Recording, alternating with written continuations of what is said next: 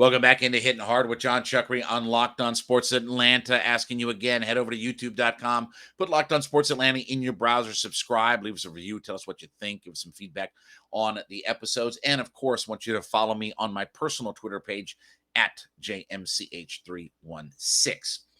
Jeremy Fowler of ESPN has a story about why the Falcons took Desmond Ridder over Malik Willis. He talks about the fact that Malik Willis, quote, lacked the signature moments, unquote, in college in the eyes of the Falcons that Desmond Ridder had.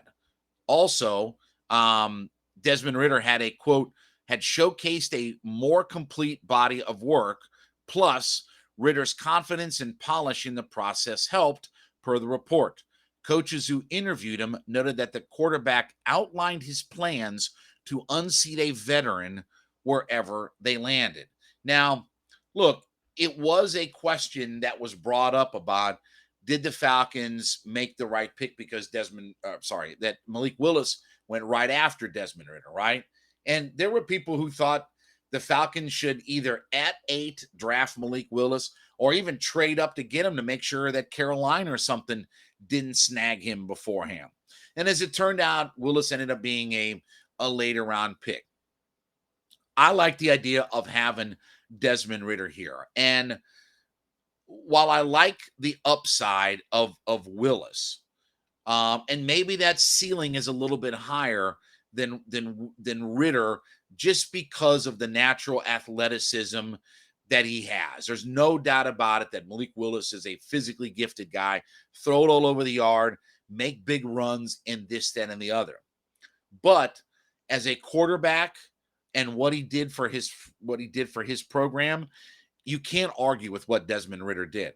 Now, there are people who've compared Desmond Ridder to Marcus Mariota in how they profile. I hope that's not the case. I don't want Desmond Ridder to profile like Marcus Mariota at all. With all due respect to Marcus Mariota, he's the second overall pick, and he's on his third team in 7 years. That's not what I want Ridder to be. If Ridder's on his third team in 7 years, then it completely didn't work out for Desmond Ridder as an Atlanta Falcon.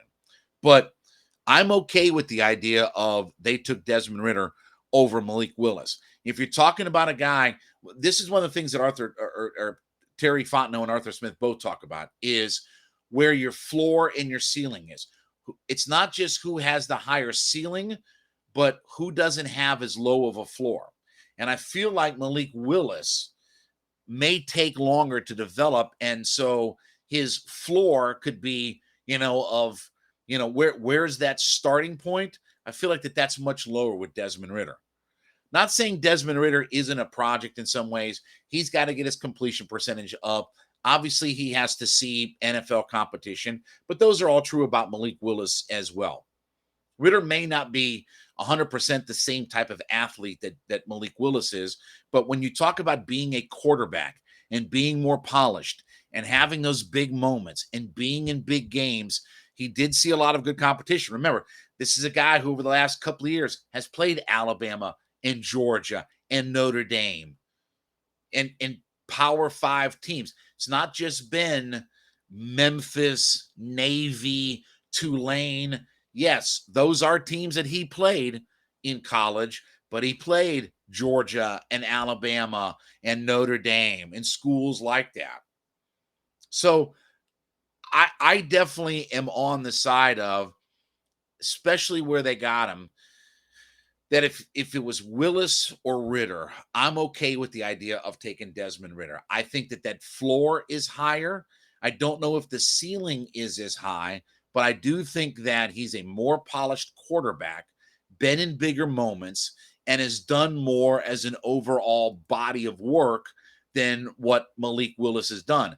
Doesn't mean that Ridder is going to be a complete success or anything like that. But Willis does feel like that there's a lot of risk that's involved with him. Remember, Willis is a guy who was at Auburn, couldn't get the starting job there, transferred to Liberty, and no doubt about it, he brought Liberty to pretty good heights. And, Hugh Freeze got back in the national picture as far as a good coach and this, that, and the other. I just think when you look at what Ridder did, with a program that's pretty good in Cincinnati.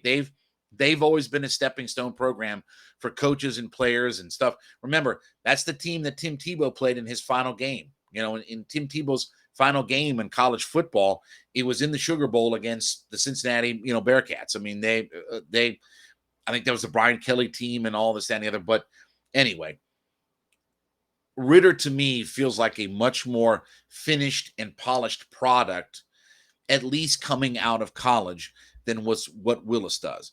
And it'll be interesting because Willis is going to get probably not a chance to start right away either in Tennessee. I don't think Desmond Ridder is going to get a chance to start right away in Atlanta. I think that they have the luxury of, okay, let's bring this guy in. Let's play him a lot in the preseason. Let's see what he's got.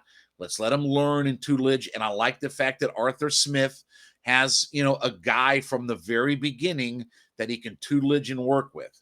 Say what you will, but Arthur Smith had a chance to coach Mariota, Tannehill, and got some production out of those guys, especially Tannehill. I mean, Mariota had his chances and kind of flamed out, but he brought Ryan Tannehill, and Tannehill had some big years under Arthur Smith, in Tennessee. So I'm on board with it. I'm on board. I had mocked, the idea of when I put together my mock draft, I had taken Desmond Ridder in my one and only mock. And, part of it was I thought that Malik Willis wouldn't be there. But as I think about it now, and I kind of go back and look and assess and analyze and look at some numbers and, you start reading the scouting reports on these guys and this, that, and the other. Yeah, there's no doubt about it. Malik Willis is a tremendous athlete and he's got a lot of potential. But it feels like, though, that floor could be much lower than Ridder, and he's much more of a work in progress. And I guess what happened is that people fall in love, fans and things like that, fall in love with the idea of his athleticism. He's a great story. He's a great kid. He had a good Senior Bowl, this, that, and the other. And so it's natural to think that, hey, the Falcons need quarterback or the Panthers need quarterback. Why not take one of these guys? And history has said that these teams will reach and grab and they will go for not those particular franchises, but just in general, if you're going to reach and grab for a guy, it's always quarterback. You're not reaching and grabbing for other positions. If you're going to reach and grab for a guy, it's always going to be at the quarterback position, because if you can't get that right, your franchise is not going to go where it needs to be. So in the debate of Ridder and Willis, obviously time will tell. They're both going to pretty good situations, but I think when you look at it, though, that Ridder was the right choice. And I think he's a more polished product. I think he's a more accomplished quarterback. And I think the Falcons got it right with this. I'm not mad that they took Ridder over Willis, but we'll see. Time will tell with all of this stuff.